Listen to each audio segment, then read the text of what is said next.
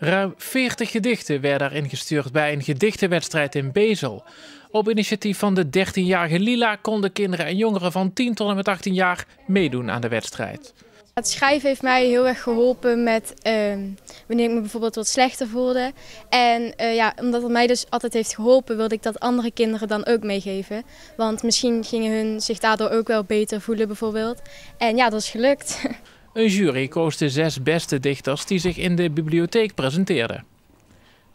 Ze doen je allemaal steunen, maar je kunt toch nergens echt op leunen.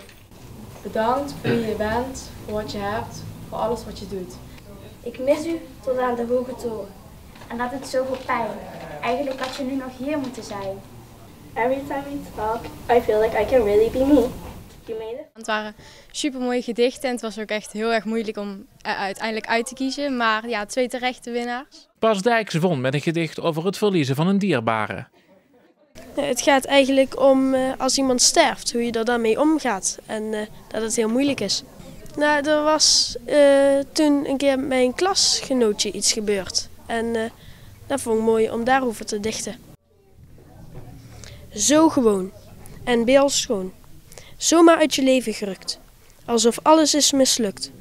Het is niet waar je voor koos, je voelt je zo machteloos, je voelt je zo alleen, maar er zijn toch genoeg mensen om je heen.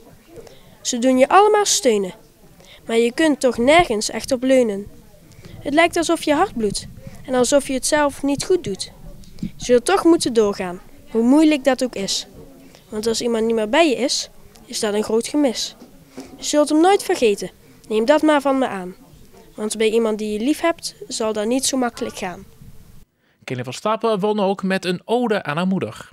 Ik ging nadenken waarover ik kon schrijven en toen dacht ik aan mijn moeder en aan mijn familie. En toen kreeg ik 2 weken geleden te horen dat mijn moeder zwanger is.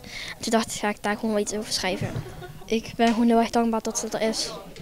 Het leverde tranen op bij zowel moeder als dochter. En ook bij Lila kwam het gedicht binnen. Bedankt. Als baby in je armen, als peuter op je schoot, als kleuter aan je hand, als tiener al zo groot. Als puber naar je zoekend, als 18-jarige pratend naar jou. Als dochter zeg ik jou dat ik van je hou. Ik moest zeggen, ik werd er zelf ook een beetje emotioneel van. En ook hoe iedereen dan iets anders had, iets origineels, iets unieks. Ja, ik vond het echt super mooi.